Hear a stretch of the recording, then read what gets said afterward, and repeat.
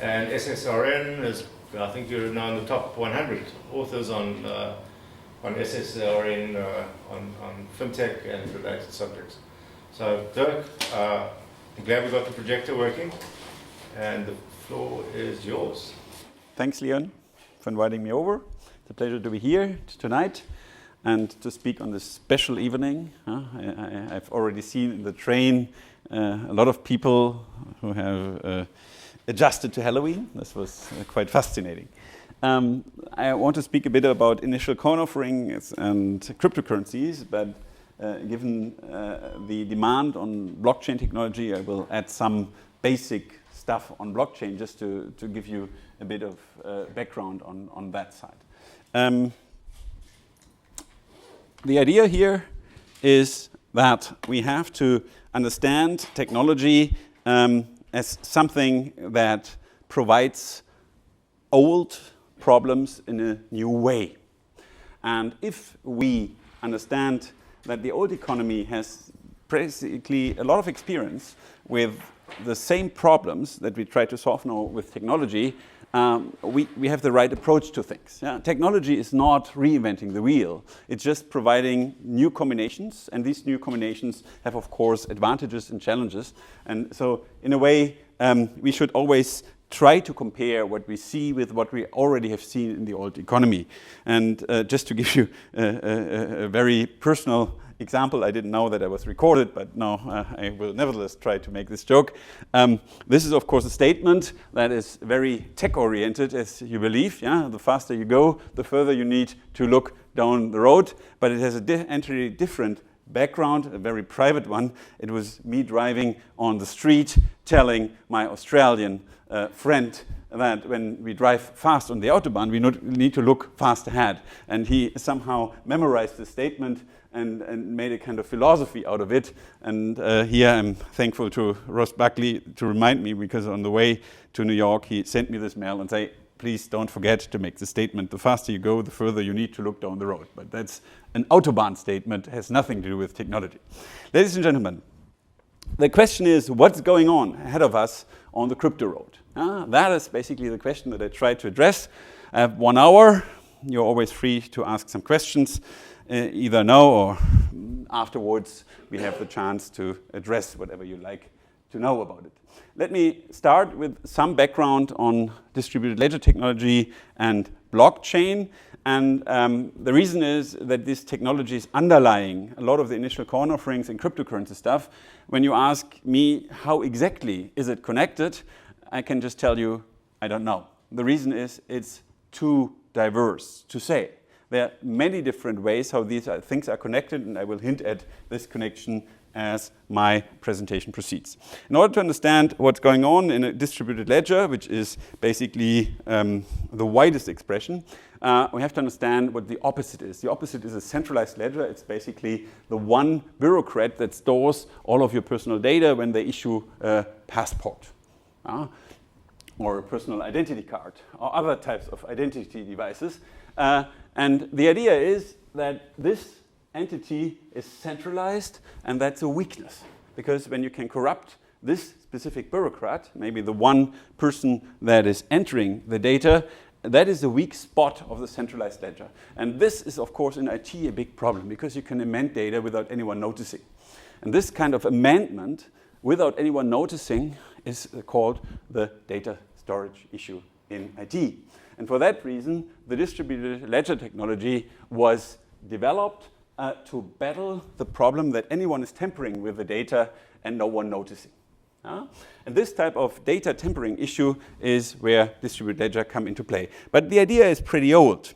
And when I give you now this picture, which I usually use for my first securities law class, asking what this is, then people would think a while and then come to the idea that this is Rai, stone money from the Polynesian islands. And this was basically stored on a distributed ledger. You will be surprised to hear that, but that's the truth. There were 17 wise folks, which together had a memory on who owned this stone. There were just, I think, 13 or 15 stones altogether.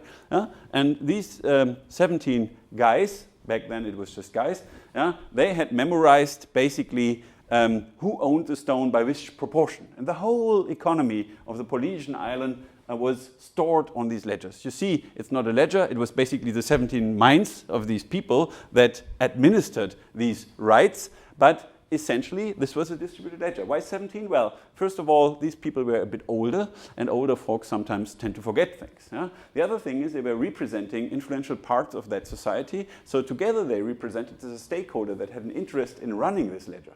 And this was quite an intelligent governance device, and it led to quite some remarkable stability in the side economy until the Dutch merchant figured out that they all believed in stones are rare, and he drove to another island, brought big stones there, and then this whole ledger system broke down. But essentially the point is, it's nothing else than that basically 17 people agree somehow on a kind of joint data set that is associated with a ledger. And once you understand this, you can understand also a lot about blockchain and distributed ledger technology. What happens if we have this ledger distributed, then that we store this type of data in a very specific way, because we have now a very rigorous code in which order new data has to be stored. So rather than putting a file somewhere on your desk, it has to follow a certain sequel, and the sequel is strictly time-oriented. So let's say the data at 620 has one number, and then 621 has one number plus. Yeah? So that's this very strict time-oriented sequel, and there's no way that you can delete this. So there's a timestamp in it, and whenever a new piece of data is added to this type of sequel, it is just added at this particular point. So when you want to tamper with that piece of data, you have to rewrite the whole code backwards, so otherwise everyone would notice it. And here you cannot, of course, just delete one of these hard drives. You have to deal with all the hard drives that are connected to these ledgers. And there were ledgers in the Polynesian islands of 17 forks. Today we speak about ledgers with more than 5,000 computers at the same time. And you had to corrupt all of them simultaneously in order to tamper with the data. And that is a mathematical challenge, and you probably wouldn't have the computing power to achieve that without anyone noticing. And here you see the power of distributed ledger and blockchain is that for the first time we get into a stage where we can trust actually the data that are stored in a specific way on an IT basis. There are two types of terminology that are often used. It's permission and permissionless blockchains. And the permission blockchain knows all the others who are participating in that network. In the permissionless case, they do not know. So in the permissionless case, they just download the software and participate. And there's no other requirement than having a computer that can run this software. So Bitcoin is the most famous one that uses a permissionless software system. But in many business use cases, we have permissioned blockchains. For instance, in industrial production, it's probably more the permissioned variant that we will see. Because then maybe a full supply chain from the creator of a good over the transporting devices, the shipping, and so on, until the good is delivered somewhere else on the planet. That will all be part of a blockchain, and that's, of course, a permissioned blockchain. And, of course, you will ask yourself, how in the world can they agree on some data being correct if they don't know each other?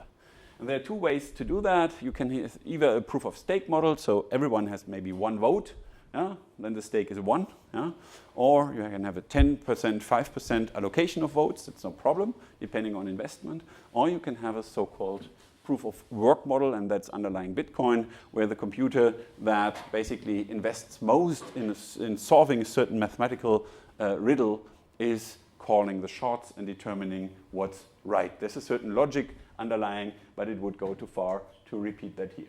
So blockchain is a solution to the trust problem when data is stored and nothing else. Next, it is having some characteristics which are quite practical. Blockchain provides simultaneous access to data for all nodes. It's not really simultaneous, but almost simultaneous. So with a short delay of maybe 10, 15, 20 minutes, everyone knows what has been stored, and that's quite handy for large production chains or other things. And it's not able to delete the data once it's on. So it's permanent storage, and blockchain is made in a way that it should not be manipulated, because if you could manipulate it, if you could delete data, you could start tampering with data that has been stored, and that's of course against the idea of blockchain. Having said that, blockchain is not a solution to a number of other things. If the data is wrong, it remains wrong, even if stored on a blockchain. So better be sure that what you store on a blockchain is right data. The other thing is you have quite a bit of an issue to make sure that all computers that together are linked in a blockchain agree somehow when you need to renovate the code or when you want to make changes to the code. Because maybe the code that you wrote in 2013 is not so great for computers that we have now 5 years later, and probably it's entirely outdated in 5 years from now. So we need to have some type of governance device, and it's quite difficult to agree on these code renovation and so on. We have a big issue with data privacy, because simultaneous access to data means that all data that is stored there is accessible, and that's forever. I'm the father of 2 little girls, and my nightmare is that the picture in an indecent moment has been taken by someone else and stored on the blockchain. It will be there forever. It cannot be deleted. And that, of course, leads to a lot of trouble. Everyone who knows that these type of things lead to a lot of tort claims and so on. And of course, now start thinking as a lawyer, privileged and confidential data is maybe not the best idea to store on a blockchain where other entities are involved. In particular, when you think of the client lawyer privilege, you could make the argument that once data is stored on a blockchain with other entities involved, you have given it up out of the sphere of your client lawyer privilege, and then you have to disclose it in discovery. So there are a lot of implications which you cannot address today, but which are of course linked to the fact that access by many has also some difficulties. I was just asked to give this type of intro to blockchain. If you're more interested in it, we will have some papers later on that I can refer to if you like. But maybe we should just go now to the main topic of today, which was on the one hand initial coin offerings and on the other hand cryptocurrencies. And I try to give you a bit of an overview about this market. You will find that we have only some assumptions, not really clear data. We will deal a bit about the relationships between ICOs and cryptocurrencies, and then I will give you a bit of what we believe where the cryptocurrency train is heading to in the next 1, 2, 3, 4 years from now. But of course, it's very difficult to make predictions. And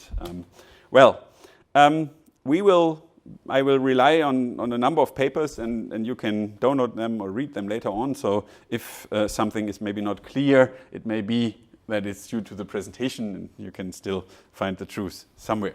So we have a certain ICO research project at my chair in Luxembourg, and we have meanwhile started to put together data on initial coin offerings from 4 different sources. On the one hand, we look through all these white papers.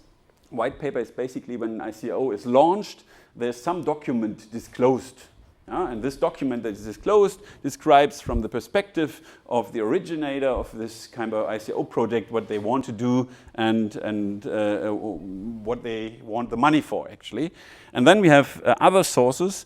We web scrape data from ICO websites, and we try to kind of narrow down the results that we get from our white paper database. White paper database is very hands-on work, so I ask a lot of students, assistants to go through this data and look for certain type of information, and that's very IT-oriented. So we wrote a code with which we just extract data from these databases and try to get a certain assumption on how the market developed and so on. But of course, certain data is not available on these websites. In particular, when you go into the details of the projects, typically you don't find that on the websites in a standardized format. That means we need to assemble that by hand.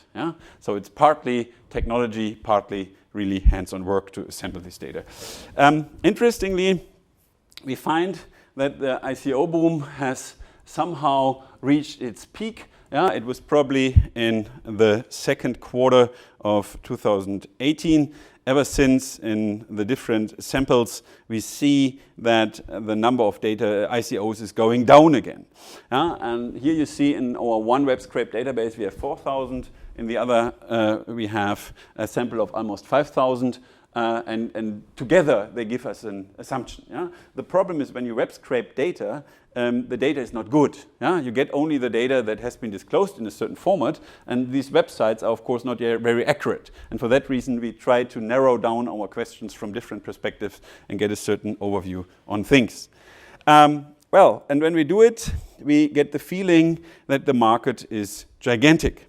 This is a global database, and here we have 4,000. And when you see that the average raised on a sample of around 1,000 ICOs is $17 million. Yeah? Average, that means, of course, we have some very large ones among them. And I'll cut it down to the US data a little bit later because I prepared that for today's presentation. But the interesting part is they get 17 million, but want to have much more. They want to have 124 million per ICO, and that's only the one database. The other database is even more interesting. They get again around roughly 19 million and ask for 52 million here. So again, a kind of difference. What you see here is that our sample size differs depending on which data we ask for, but that's a natural thing when you work with kind of web scraped data. You never have complete pairs in the same amount that you look for data. Yeah? So that comes with the technology that we use. So, and the interesting part is the average ICO asks for roughly 100 million. And interestingly, in a third of the cases in our white paper database, they don't even tell you how much they want. They just accept everything. Yeah? And that's, of course, from a lawyer's perspective, a scandal. Yeah? When you just say, give us the money, we don't tell you how much we ask for, we just accept everything that you get. Yeah? I mean, I was writing prospectuses in my former life as corporate lawyer, and of course, that's simply a certain oddity of the ICO market. And when you then see that most of these ICOs don't meet their targets, so every dot that's on the right side of this graph means that the ICOs have not met their target, and only those who on the left side have met their target, and that's exactly the target line. Then you will find that it is apparently a certain type of discretion in how much money you can ask for in this ICO market. Yeah? So usually in an IPO, for instance, you would have an underlying project finance, and coming from there comes a number that you ask for. These type of deviations signal that there is no underlying project finance calculation. Otherwise, you wouldn't have this huge variety between money asked for and money raised. Yeah? That's a certain signal of immaturity of this market, or bubble, we would call it in the finance context. Same here in our web scrape databases, always the same picture, which tell us a bit about it. Here you see I told you that there is a certain downward cycle. In fact, those in the last year, November, December, were the most successful ever since the sizes are going down a bit. It looks a bit different in our other database. Here was one very large ICO which have skewed this type of June data, but here again, the most successful ones were here. And when you compare this with the number of ICOs, you see that most ICOs have been launched here. So it seems to be that those ICOs are the ones that were triggered by the great success of this last quarter of 2017. Yeah? But that's a typical kind of bubble curve that we see here. Well, and now comes one question which I like quite a bit. This is Bitcoin. And when you look at this curve, it looks a bit like what we've just seen before here. Yeah? Not really, but it is close to.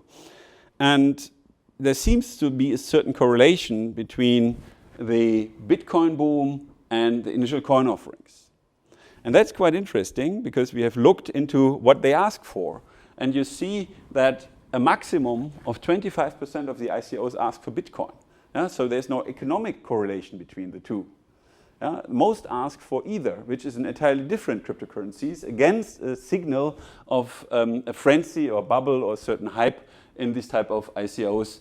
because it really doesn't make sense to have a correlation with Bitcoin if in this one database only 10%, in the other one 24% only ask for Bitcoin. Yeah? That doesn't make any sense.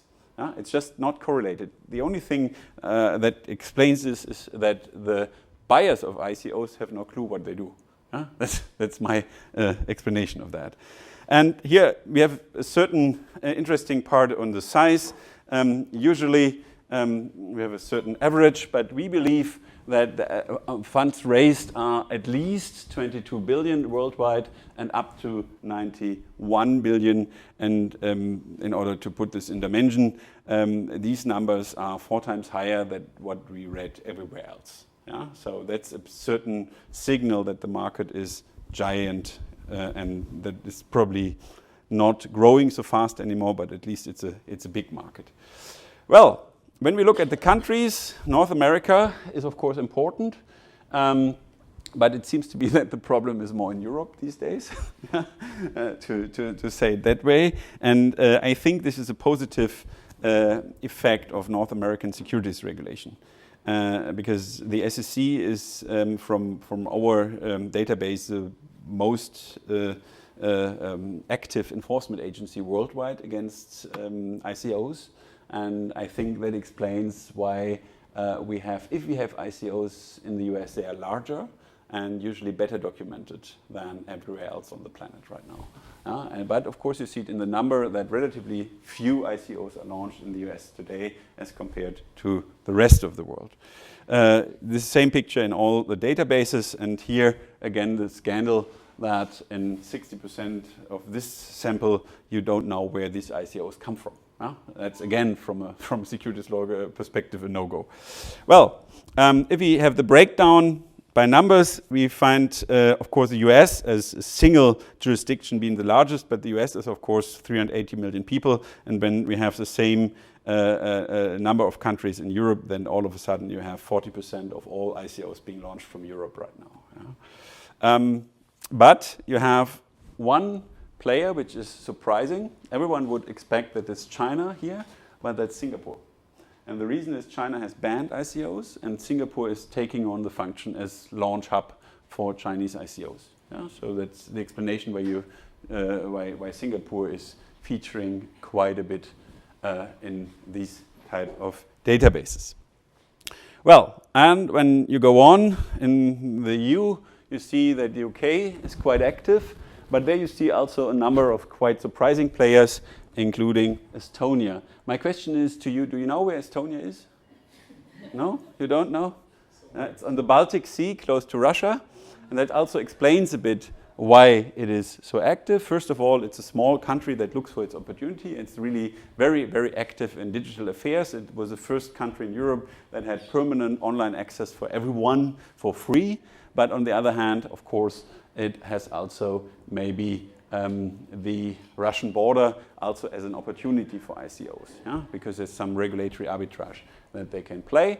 And we have, of course, other giant places like Malta being very active. This is, again, the story that small countries look for their opportunities in this type of market. We have the same breakdown for Asia, and you see that Hong Kong and Singapore are here the most active ones. I gave you the story on Singapore. The same applies, of course, to Hong Kong, but Hong Kong is officially part of the Chinese country, and so they cannot play this game so aggressively. Interestingly, the Japanese ICOs are fairly large. That may have something to do with the economy. The Indonesian size is not representative because sample size is too small in this case. But here you have a certain overview who are the big players. And now I prepared you for the United States. And no surprise, the United States, of course, is the largest in America. But you have also a number of other countries. For me, for instance, Belize was interesting. Yeah? That they have apparently a certain tradition in these things. The rest is not so significant. Canada is fairly big here in this sample.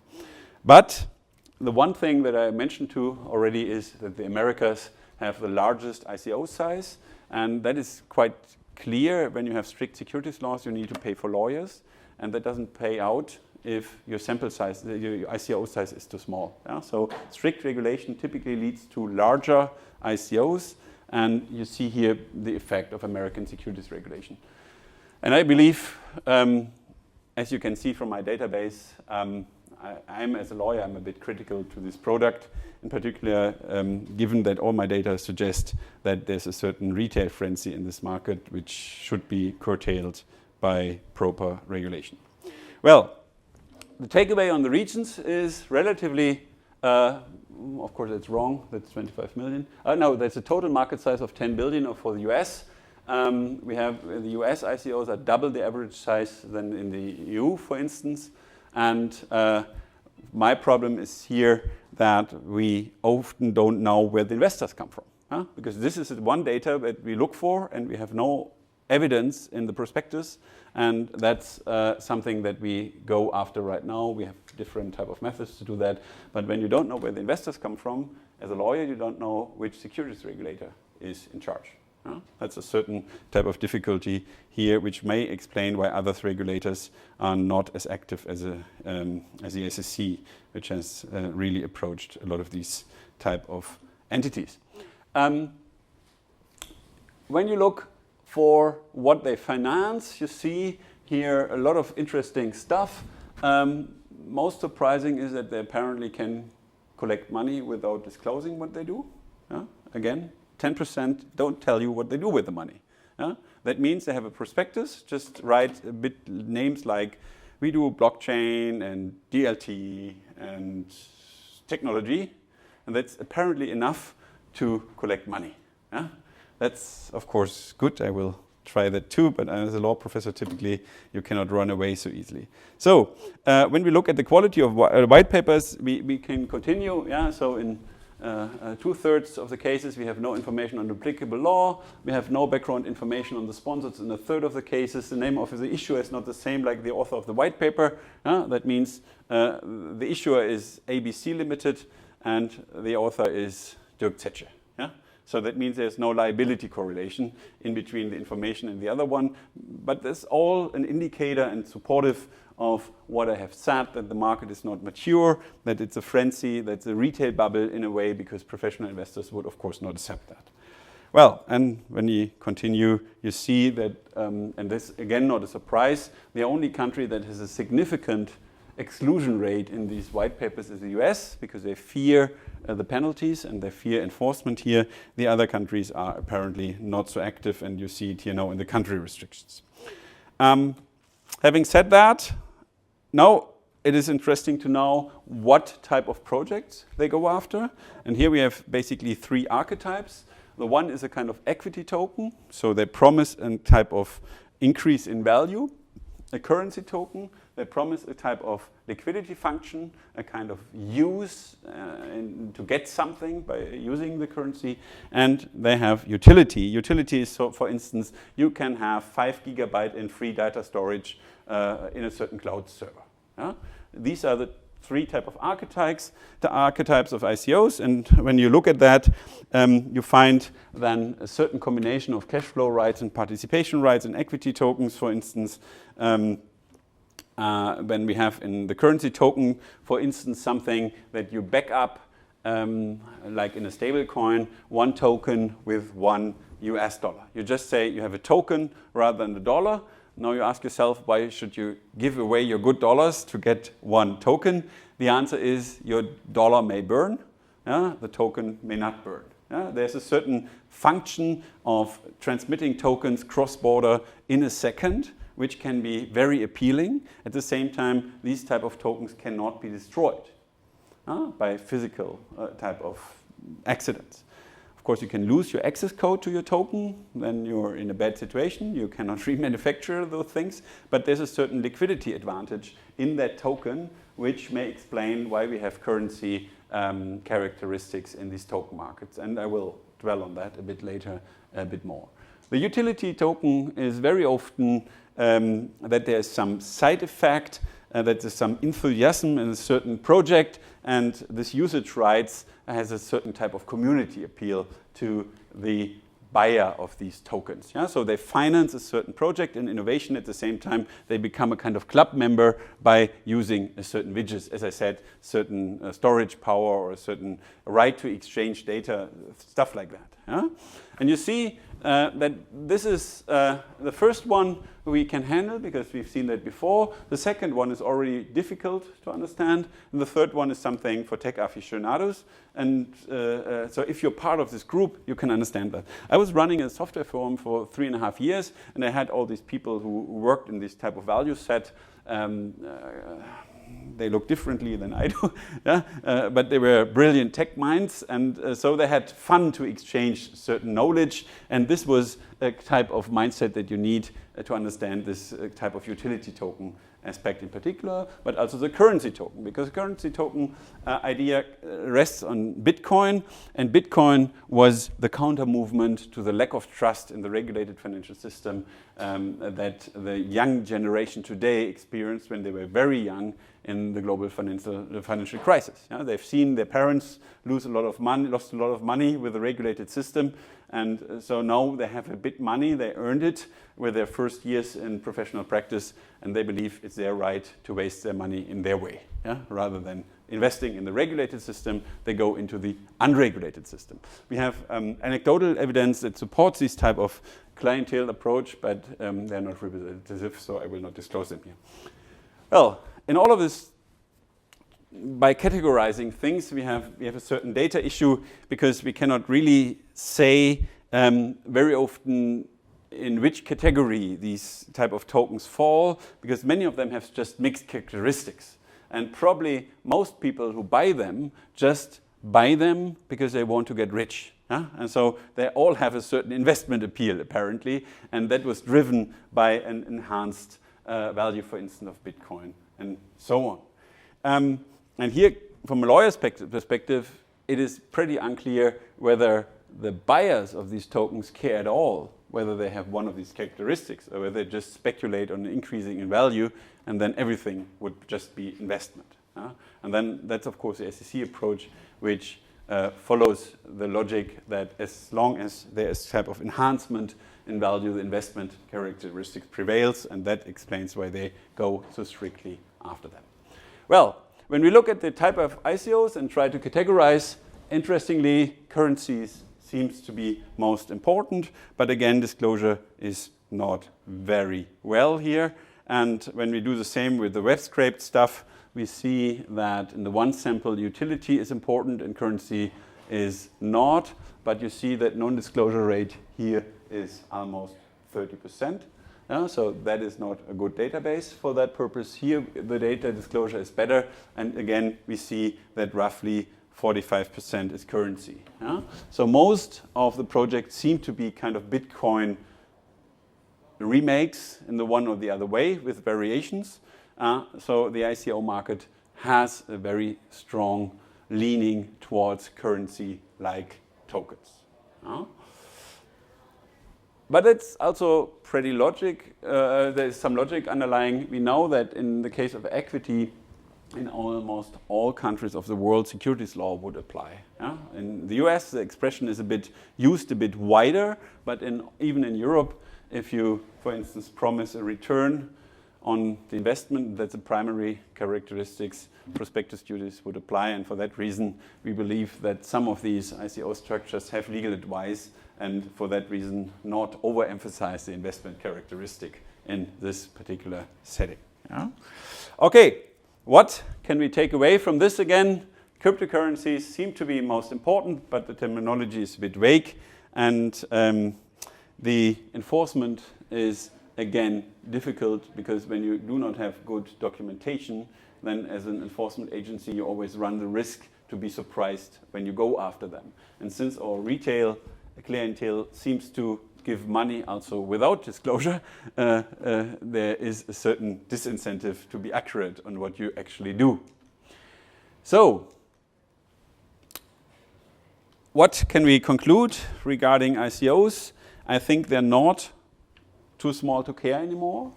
And if we agree on that, then at the same time a one-size-fits-all solution doesn't seem to be right, in particular since currencies have different characteristics than securities or investment applications.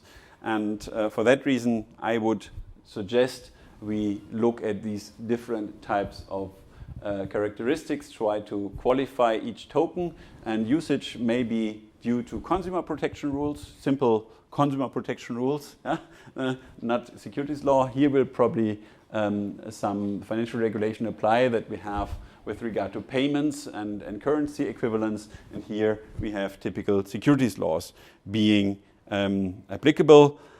But I think that all the supervisory agencies must cooperate, otherwise they will not be able to deal with this cross-border issue that we have here. And I believe that the two things that I have observed in the US, particularly that they ask for prospectus-style regulation in many cases and approach the intermediaries to disclose more information, is the good approach. And in this regard, I'm here now standing on the ground of the United States, and I praise the US securities regulation, which is something that I rarely do, but in this case I do it because I'm convinced it's the best approach to deal with the retail bubble. And but the question comes, of course, does this type of approach fit all type of innovation that we see in the ICO market? And so the remainder of my presentation will focus particularly on cryptocurrencies and what happens in that segment. Ladies and gentlemen, what is a correlation or what is a connection between ICOs and cryptocurrencies? Well, each cryptocurrency has been launched by an ICO in the beginning. Yeah, there must be an initial point of the currency, and that was the ICO. Of course, the largest currency that is now, the ICO is some years ago. In particular, Bitcoin is now almost 10 years old. Yeah? In 2019, it's 10 years old. So that is so far past that we don't realize it. But when we put these cryptocurrencies in a kind of taxonomy, then we have to understand that they're just alternative currencies. And we have other alternative currencies than just cash. In the Pacific Islands, we have sometimes seashells used as alternative currencies. Or in particular in war times, gold typically takes on the characteristic of alternative currencies. So alternative currency is not something that's so entirely unfamiliar. Just the new aspect is that it's digital. But we have also a combination of that in the case of the Bristol pound, one of the cases that we have here. And since the cryptocurrencies are launched by ICOs, we have to consider the development in the ICO market when we want to understand what's going on in the cryptocurrency market. I have listed here the 20 largest cryptocurrencies by market capitalization, and you see Bitcoin is by far the leader, by far, and Ethereum, which is a very, very influential digital currency for ICOs, because I told you that in most cases they ask for either, has just 23 billion market value. Some of them are quite interesting. I'm not sure, has everyone heard about Tezos before? No? Tezos is quite a famous ICO because it was in the news afterwards. It was quite an, let's say, interesting couple behind it. And the Swiss news reports, I cannot tell you whether that's correct, but the Swiss news tells you that at least Tezos, which was launched from a Swiss foundation, was in a struggle between the trustee of the foundation and this interesting couple from the US, whether or not they could get a commission of 15% of the ICO proceeds for selling the idea of Tezos to this foundation. So there seems to be some governance issue behind it. Nevertheless, the market price has tripled since they launched it. So bad news doesn't seem to harm the market cap of this particular product. And when you look in behind the cryptocurrencies, you often see these type of mixed performance on the governance side, but it seems not to affect the crypto market. Well, with that type of background, we can now categorize our alternative currencies in 3 different ways, and that will lead then to a certain regulatory consequence.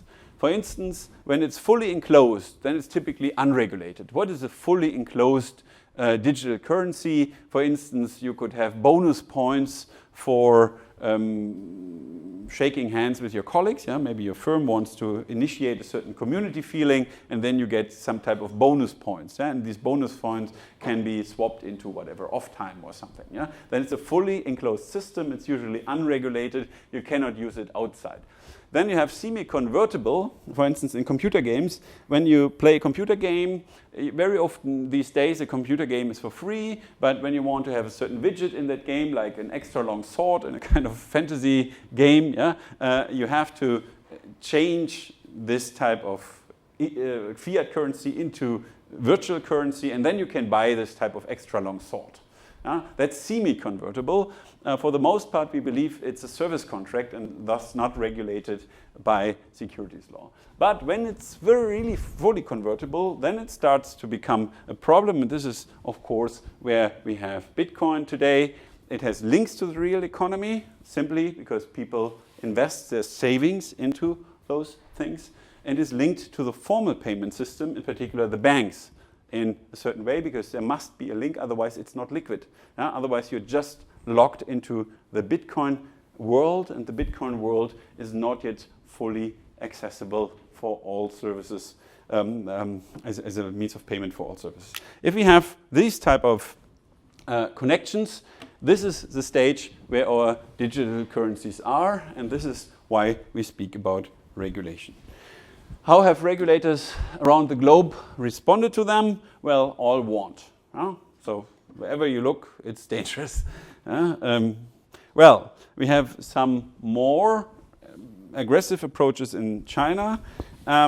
We have then a certain insulation approach. Yeah? So for instance, that works by prohibiting your banks and investment funds to invest in cryptos. Yeah? Just insulate the regulated system from the crypto system, and then in the crypto world, it's just the retail investors. Yeah? They may burn their finger, but you don't create a systemic risk. Well, then you have the US approach in particular, that you apply existing regulation in a certain way. In Luxembourg, we apply payment services law. Yeah? So we have a certain payment services regulation, and we believe that this applies to cryptos. And then we have a tailor-made regulation in Russia. So you see quite a bit of different approaches. But the problem is, whenever you do this, that it's sometimes hard to define whether you have really a cryptocurrency or just a crypto asset. Yeah? And that is, of course, in the handling of these type of practices a bit difficult. What we've seen now in the last year, and that's, I think, an interesting development which I want to highlight in the remaining 10 minutes that I have, that the central banks take action. It's not the securities regulators, not the financial service supervisors. It is the central banks, and they have some reason to intervene in this market. First of all, it seems to be that they're kind of concerned, given the rapid growth that they've seen, that the regulated payment system may suffer. Because when you take too much money out of the regulated system, it is maybe still regulated, but not accepted anymore. And for a payment system to work, you need to have basically a uniform acceptance. And that seems to be threatened if a certain part of society just works in Bitcoin and Co. Yeah? And it is a bit about abolishing anarchy here. Yeah? The idea of Bitcoin is getting rid of the state. Yeah? That's the whole philosophy behind it. And of course, by strengthening the regulated payment system, we kind of address this anarchical approach behind it. But there's also the issue about macroeconomic stimulus. When you are a central bank, you want to be in the position that by raising or decreasing interest rates, you can influence growth in the economy. And if part of the economy is not linked to the central bank anymore, the central bank loses its key function.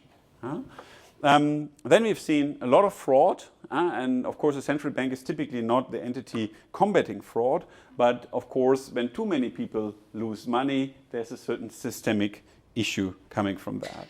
Of course, social concerns are also part of it. Some banks, in particular Sweden, has reached a point where most people use digital means That's not always cryptocurrency. It's very often credit card and co. To an extent that the cash currency is not worthwhile anymore. It's too expensive to hold the Swedish krona if no one uses them. And Sweden is not part of the Eurozone, so the Swedish krona is a very small nominated currency. Just 8 million people, and if 99% of all transactions in Sweden are done digitally, then it's too expensive to run a cash currency. So the idea was to go to the e-krona, immediately replace cash by e-krona, and then everyone can basically participate in this e-krona market, and you can basically get rid of the very expensive cash currency administration. And in the case of Venezuela, they just wanted to raise money. They basically piggybacked on the ICO boom by issuing the petrodollar in a kind of digital fashion and wanted to raise income. So you see that the motivation is a bit different, but you have here the central banks as master of the currency. Not of the universe, but of the financial universe in a way. And there are 3 different ways to structure these type of central bank linked currencies. You can provide them with general access, all accounts with general access to central banks. You can provide an intermediate account, or you can just introduce a new official fiat digital currency. Each of these approaches has ups and downs.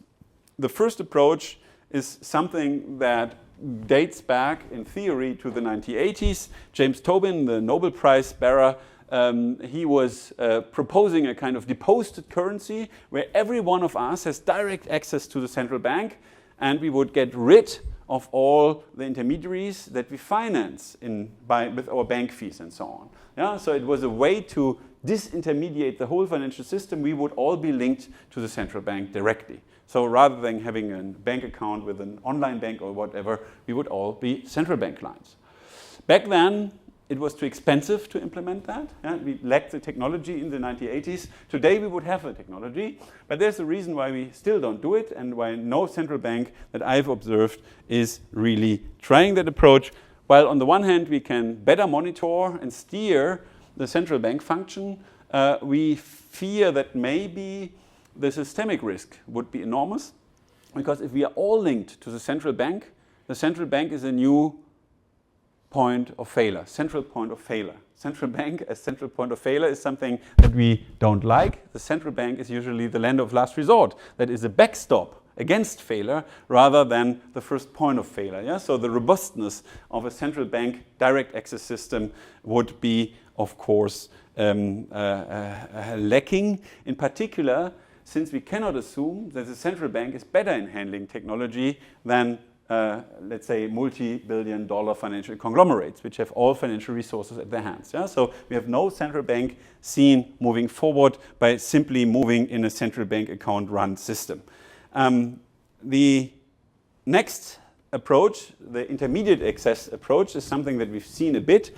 And here, I call it a weak form of central bank-linked cryptocurrencies, because it seems to be that some central banks back up certain cryptocurrencies, but there's still an intermediary between you and the central bank.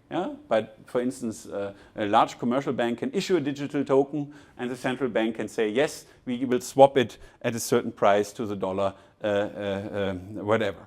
The benefit here is, of course, we can combine distributed ledger technology with currency characteristics, in particular that we have at all time an indelible record.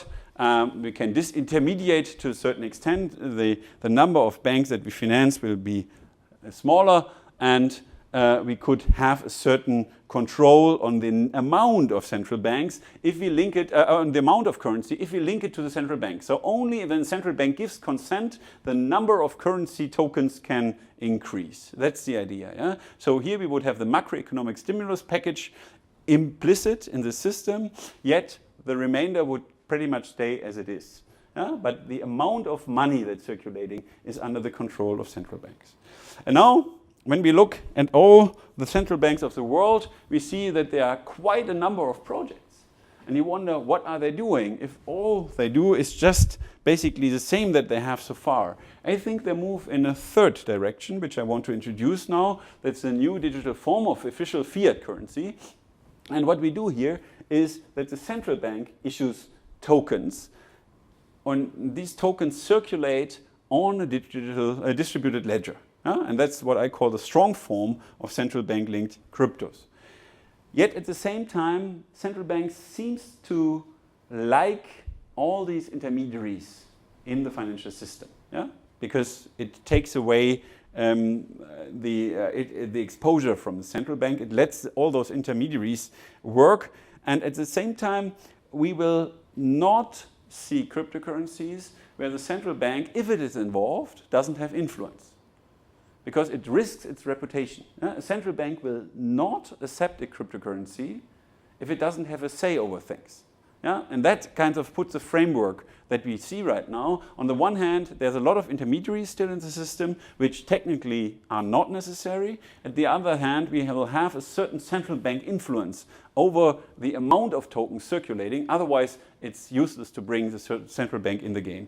And here we have three different types that we have allocated. On the one hand, we have the so-called centralized sovereign digital currency. Here is a central bank, just a lender of last resort and the operator of last resort, but below it, you can say, there is a number of account operators similar to e-money systems today. And this is basically a kind of permissioned system in the way that we have it in industrial use cases. And here it will probably look not like cash, because in the intermediary relationship between central bank and the account operators, that will be a kind of closed shop thing. It's not that any of our consumers can immediately deal with the central bank, and here this kind of currency is just a kind of exchange agreement between different intermediaries. It's not really cash. But nevertheless, we have seen one example from Ecuador here. Such a system fails if the central bank is not credible as lender of last resort. In the case of Ecuador, the central bank was taker of last resort, if you say so. He's sucked up all the money of the financial system because it used the deposits by the commercial banks on its own books to basically pay state debt. And that was the end of such a centralized sovereign debt system. But I mean, when the central bank steals money from banks, of course the system is down. No wonder. Next aspect is we have a partly decentralized sovereign digital currency system, and here it's basically that the central bank controls the token supply and operates a kind of master blockchain, and below it you have again a number of systems operator, but we have a full log transparency of all of these type of operations. That means all these blockchains are somehow linked together in a giant registry, and that ensures that basically everyone knows from the transaction of others, and this type of knowledge can be used as a currency. Because when you consider right now how your value is assessed, it is not assessed really. It is just a piece of information. When I use my credit card, some server gives the piece of information, yes, he has $1,000 to pay that bill. Whether I have this 1,000 by this point in time is entirely uncertain. It may just be that I'm credit worthy for 1,000, but I don't have the 1,000. Maybe I just spent all the money and fooled around with my fifth girlfriend or something. Maybe I'm entirely broke. As long as a piece of information is there that I have 1,000, I'm good for 1,000. And this type of device will be used for this type of partly decentralized system, that there is type of information about the transaction around, which is as good as currency value. Very important to understand that here it is a system based on trust in the transparency that we create. And then we have the fully decentralized sovereign digital system, and that's a type of Bitcoin clone, I may say so. We have a proposal here from the US called FedCoin, which is doing that. And this is basically a Bitcoin with an exchange guaranteed into dollar. Each token is changeable every second into $1, and the rest is basically similar to Bitcoin with a few exceptions. Because the central bank is involved, it cannot accept that someone else decides how much money is created. For that reason, maybe we have here a veto right from the central bank in it, and then if we want to achieve cash-like characteristics, we get into a certain type of crucial question, because if it's really cash-like, it's bearer instrument. It's not registered instrument. And that's maybe difficult for the central bank to accept, because these type of anonymous devices can also be used for illicit purposes. And I'm not aware of any central bank that is willing to give the hand to this whole system and at the same time take the risk that this system is used for drug trafficking and so on. Now, the difference is now, of course, you can also use cash for that purpose. But we have a lot of cash controls, for instance, that we say you cannot pay in more than $10,000 or bring in more than $10,000 to the United States. So we have a certain limitation based on risk consideration. If it's fully anonymous, we cannot build in these type of limits to that system, because our limit is provided by our digital banking system so far. When you open a bank account and it's more than 10,000, you have to go through the full AML check. If this is fully digital, you cannot combine the full cash characteristic with the full compliance requirement that we have in our currency system today.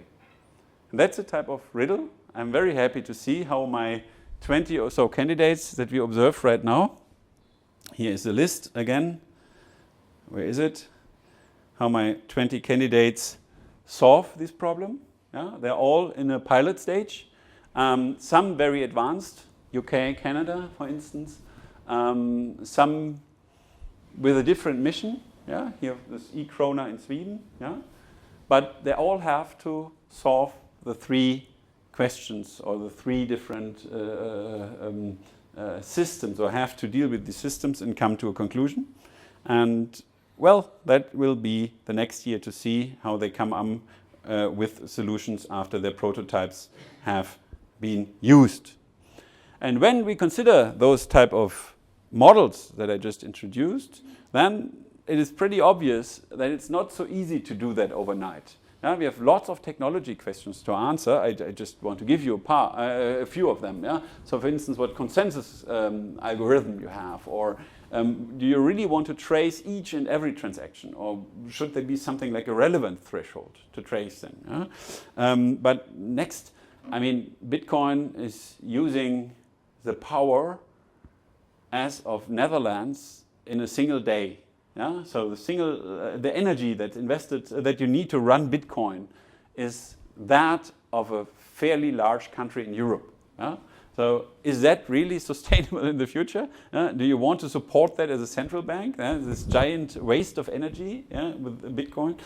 So all of these type of technology questions need to be answered before you can really introduce it as a overall used digital currency. Then, of course, the impact on the regulated system. When we strengthen this digital system, what happens to all our licensed intermediaries? Probably we don't need all of them anymore. But the period in which we implement it will be very hard to stand from a political perspective. We will have bank runs. We will have a few banks that are liquidated. Lots of people lose their job. That's all the consequence of implementing a new digital currency system, and that will be interesting to see how we battle the systemic risk coming from this interchanging period. And then, of course, law and regulation. It's simple just to write it in law, but it's not so simple to really bring it in all aspects of our law and regulation. For instance, right now, when I owe money and you have money in your account, I have a claim to possess your cash. Correct? You owe me money and I can just ask for repossession of this amount when you owe it to me. That's what the law is doing. So it applies the analogy of things.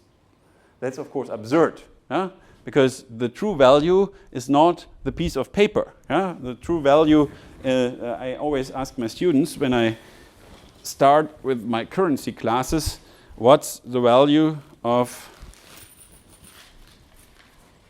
I take no different currency. What's the value of that? The answer is 100 Swiss francs. My answer is the value is 0. You can burn it, but it will have only a few calories. You cannot eat it. So the only reason why this has a value is because we believe it has a value. Yeah? So when you ask an ancient Neanderthalian person if we would ever believe that we can trust in this piece of paper and buy food from it, he would send us immediately to the hospital. Huh? And the reason is that we have just adjusted our whole beliefs, our whole system, our whole legal system to the trust that we put into certain currencies. And that means, for instance, to an enforcement mechanism, we apply a thing analogy. Yeah? And we have to switch that into a trust analogy. So rather than basically getting the currency, the thing value of a piece of paper and ask for repossession, we have to develop mechanisms to transfer value. We have those mechanisms already, but we have to change our legal system accordingly. Yeah? So repossession of cash will, for instance, probably be abolished. And that's just one of the many, many examples that we have when we have to modernize our system to a digital currency system. But we have also giant opportunities. We can get rid of a lot of intermediaries that we pay right now, and they're all costly. We don't see that because the amount we pay every day is so minimal. But when 380 million people pay a small amount every day, it's quite a bit of money. And here we can free resources. We have an enormous public benefit, for instance, enhanced record keeping. We can fund national infrastructure cheaper, and we can modernize our system, use new functions, for instance, smart contract. But what's very dear to me, and this is why I like the idea of a sovereign digital currency, is we can deal with financial inclusion.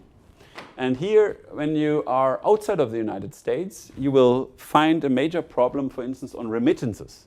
Yeah? Migrant workers, they work 50, 100, 200 kilometers from home, and their biggest concern is to send money to their family so that their parents and their kids don't starve.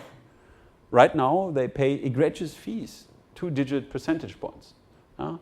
And the sovereign digital currency would be one way to channel funds to them in a second without paying fees. And that, of course, would make a huge difference to their life. And I think this is where Leon and I are strongly working on to make it possible that these type of advantages of sovereign digital currencies can really be used for those poor parts of society. And of course, and this of course the two-sided swords, the digital currency provides access to data that we didn't have in the past. And that can, of course, be used in a beneficial way, or you can abuse it. Let me just take the positive side of it. Yeah? You can have better data on funding and on spending. So you can help these people to send their kids to school by maybe allocating the one or the other spending patterns.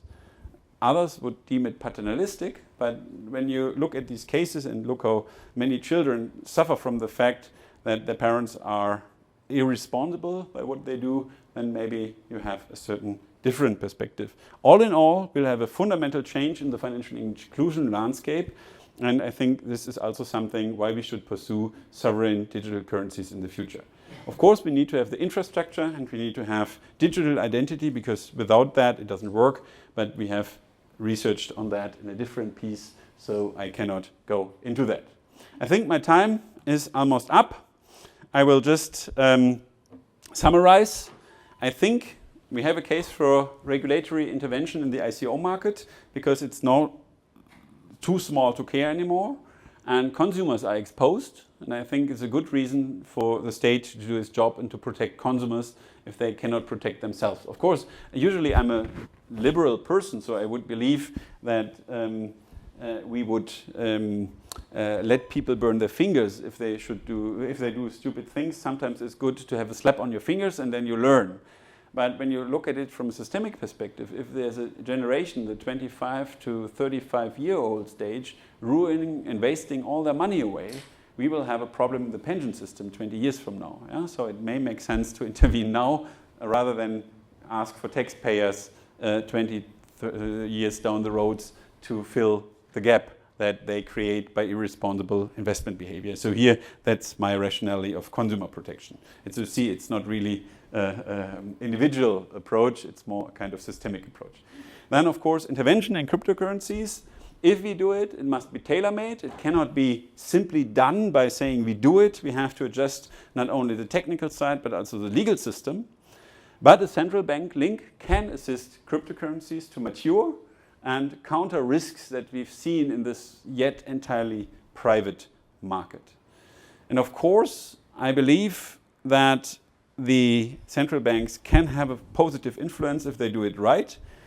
But the key problem is if they don't solve this issue of identity. Yeah? I mentioned it. Yeah? Either you have KYC MLL checks or you have cash characteristics. Yeah? This type of digital identity is at the heart of the financial system again. It's not just at the heart of sending money from A to B, it's also at the heart of the whole construction of cryptocurrencies.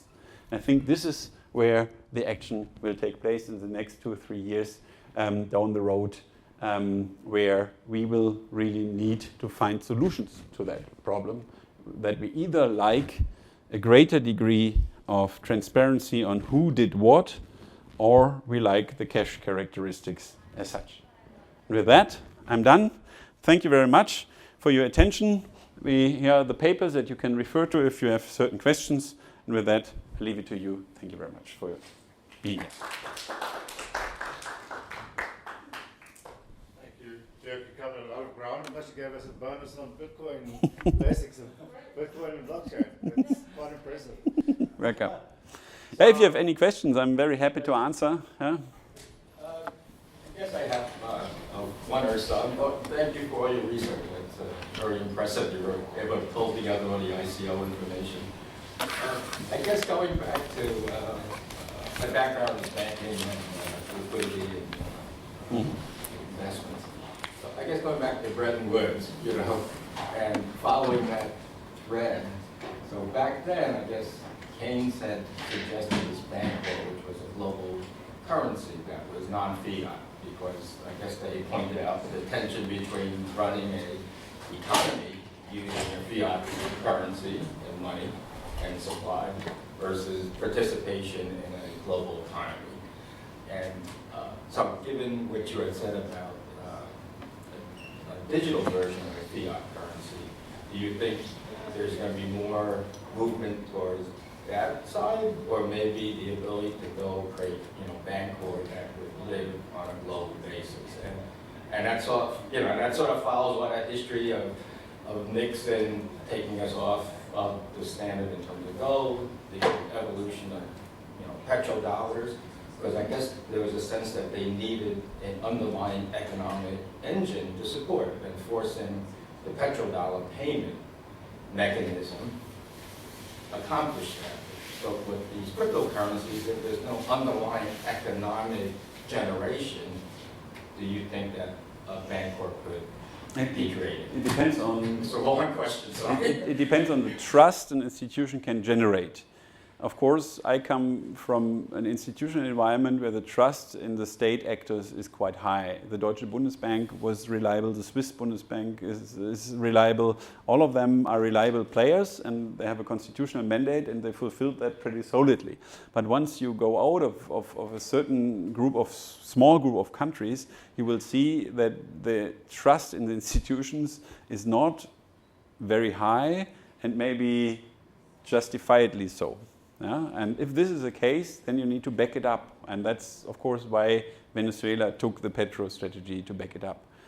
Because the trust in the institutions there is very limited. Yeah? And we have around 200 countries in the world, and I would say that maybe in around 30, 40, you have good grounds to trust institutions. And in all other cases, there may be other things that you need to back up the trust. Of course, in the case of sovereign digital currency, it's all about limitation. It's about making sure that not more of these currencies are created than you promised, because otherwise you have implicit inflation. And that's, of course, what you need to avoid as a central bank at all costs. And of course, in the Bitcoin world, we have there some ways to limit it, but of course, it will come down to the central bank making sure that not more of these digital currencies fluctuate than is officially announced. And of course, that's again a matter of institutional trust. So They can't directly control. yeah, well, I gave you 3 different models, yeah, in which way central banks can control the amount of digital tokens fluctuating. So it's not a technical matter, it's an institutional matter. And we all know that in the end, central banks are human beings, and human beings are corruptible and can be influenced. And so whenever human beings are doing something, some of them may do things not so right. Yeah, that's the problem. Just following up, you saw Venezuela, I mean, as well as Ecuador, $6 for itself. But let me introduce a potential situation of smart money, which is effectively what you've got here, the DFCs, or CBDCs, as you want to call it. But, all right, thanks for joining us. Where, again, we trust our central banks now, but you never know who's in charge, right? You never know. So what happens, hypothetically speaking, but you do have the technology to do this now, to introduce this, if a government decides they don't like you, and they switch off your money?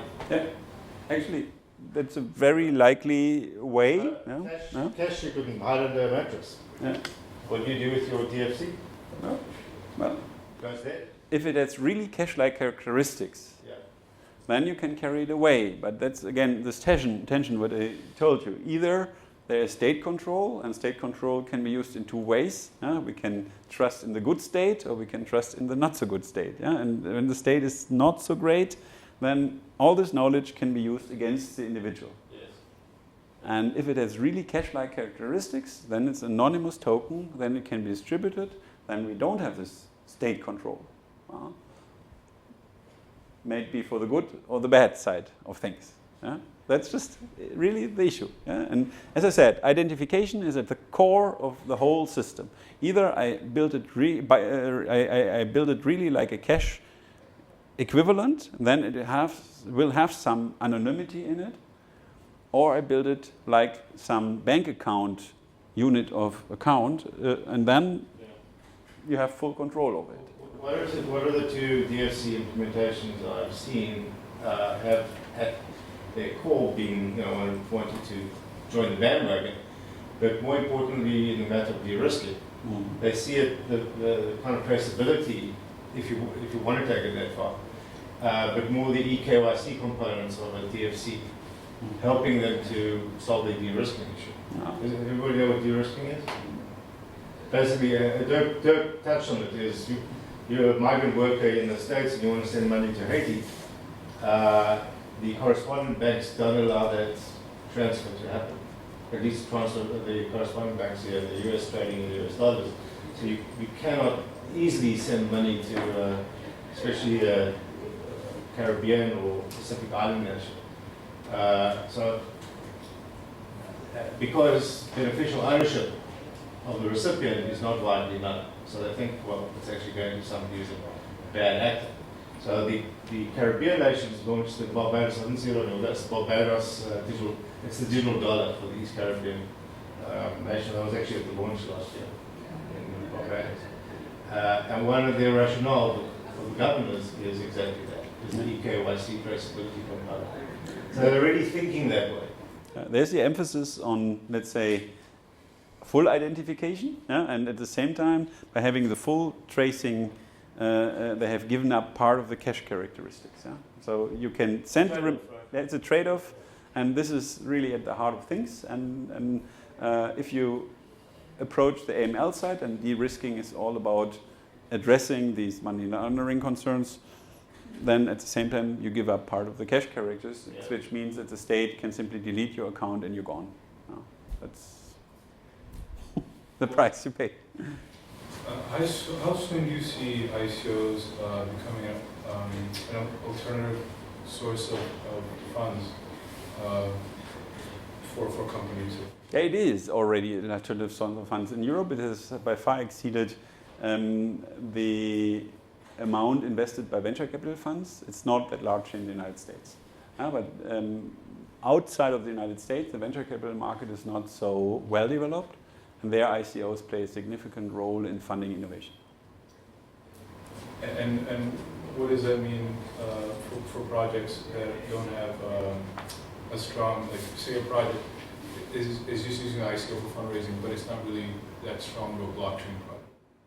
Yeah, well, right now the link between ICO and blockchain is that you primarily ask for cryptocurrencies in reimbursement, and quite some of these projects are somehow linked to blockchain, but not overly strong. Yeah, I can give you examples where I have one project now in mind where basically an ICO was used in order to fund virtual reality helmets.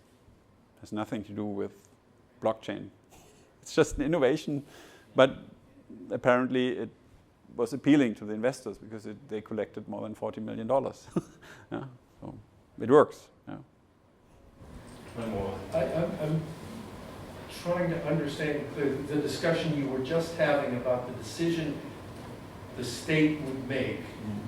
Essentially what you're saying, if the state decides, yes, we do want to go into a digital currency, what you're saying, they're going to make a choice between whether it's a cash or, I forget how to...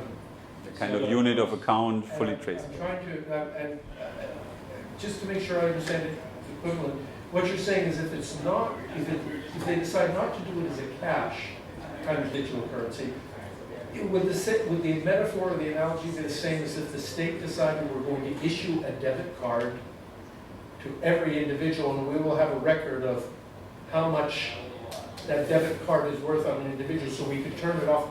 We are certifying that the individual now, is that the equivalent of what you're talking about? You could build it like that. If all of us had a central bank account, then you would have it exactly like that.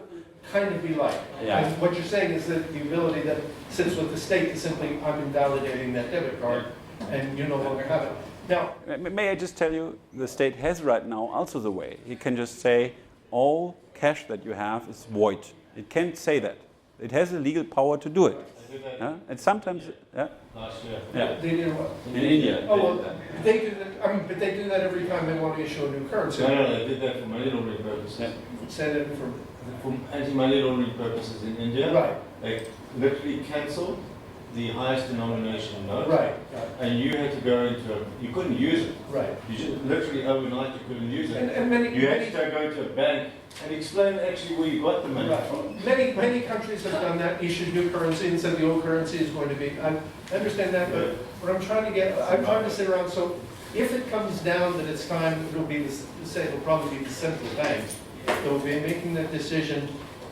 Can you figure out in real terms, how are they going to be considering, I mean, on the one hand, you could say, well, on a purely technical case, I could understand the value of doing it this way, but a central bank is going to end up being, in the end, have to make a political decision about it, right? Yeah.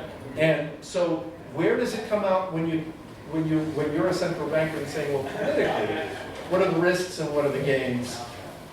Does then it usually tip to one side or the other is it going to be an odd central bank that will sit around and say, we're courageous enough to do it as cash? Well, I don't see any way that it will be shaped as a cash-like characteristics. That's what I'm getting. I don't see that way. It would be a weird, odd central bank somewhere that might try it, but in general. And is that the reason because the political risks of doing that can end up just being so bad that...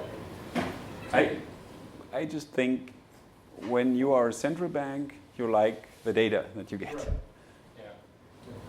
I think another consideration is security of the currencies because right now just about all the ciphers that have been used and the technologies that have been used to build this can be broken by quantum computing. They're not well known, they're not, quantum computers are not, Google and IBM and a few others have got them. You can't buy them on Amazon, right? But they're coming. And somehow, if you just release a cash note, somebody's going to break the cipher. So you need some way of Backstop. You need a backstop. You as a central bank need to be able to reach out. You can't just throw the crypto out there, in my opinion, without saying, hang on, if something goes wrong, what's my risk management strategy? Essentially, every single piece of currency out there is going to be useless overnight. Not central banks on off switch, but some bad actor doing so. So you need to, in my view, some sort of way of clawing back. Be like a cash note. What do you do with a cash note? Either tell people that it's been forged, or come into a bank and exchange it, or do some other mechanism. The other problem, of course, is people storing these things. If the technology moves along to the extent that your phone, if it's on a phone, hasn't got the computing power to do an upgrade or the like, what do you do? I mean, there's all these technical considerations. The only oddity is that so far central banks were not yet known as being hyper-proof cybersecurity fortresses. No. They're probably dwarfs when compared to the tech giants. Yeah? So, that's very comforting. So the Bangladesh bank is tough stuff to buy, right? Okay. Yeah. Okay, I think we still out of time, but thank you very much.